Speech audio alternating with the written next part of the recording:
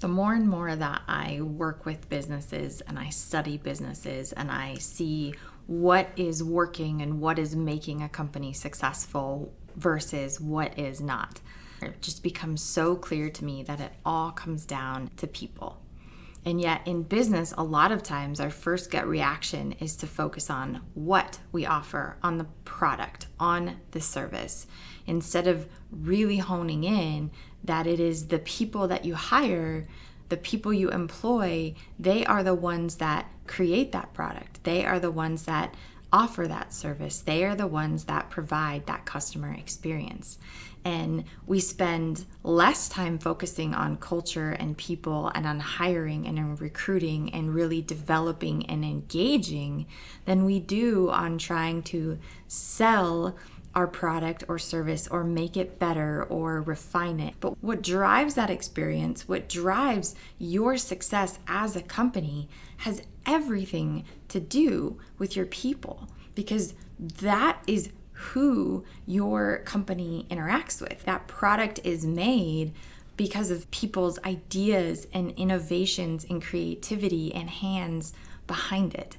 That service is provided because of people going out and engaging with your customers and fixing something or helping them through something. And it is very relationship driven. And yet, so many companies today are struggling to find good people, and they are not organizationally healthy. They are not on the same page. They are not aligned. They're losing great people because their focus has become about the outward offer and driving revenue and driving growth instead of focusing in on the thing that drives everything else. And all of that comes down to your culture, to your values, and to the people that you trust to drive that bus with, to engage in this business with. And when we think about going to work every day and the people that we're with and the creativity and the innovation, the ability to be open and honest with each other and to challenge each other and to hold each other accountable, that's all driven by culture. That is all driven by values and being clear about, as a business, who you are, the types of people that you want working there, and clearly defining what that is, and then making sure when you're hiring and when you're keeping people or letting them go that it all is revolving around whether or not they are the type of people that you want in order to grow and scale your business.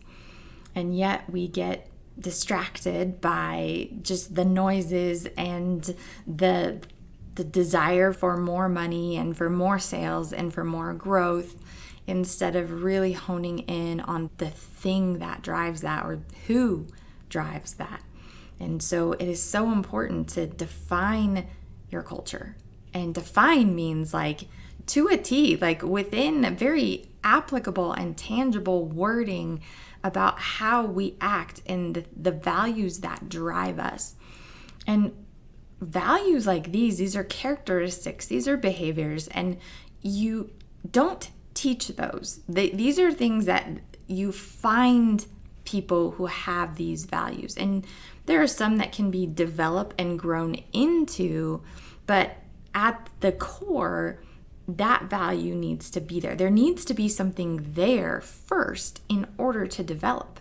And so taking your time to really work with your people and really develop them and challenge them as a people and create an environment that fosters creativity and it fosters relationship and it fosters teamwork and it fosters vulnerability and trust. And those take time and those take intentionality, and it's all the soft, touchy-feely kumbaya stuff, but that is the stuff where you take that time to really focus in on people and relationships and growth on a personal level. Then that is what drives the growth of your business and gets you the results that you want.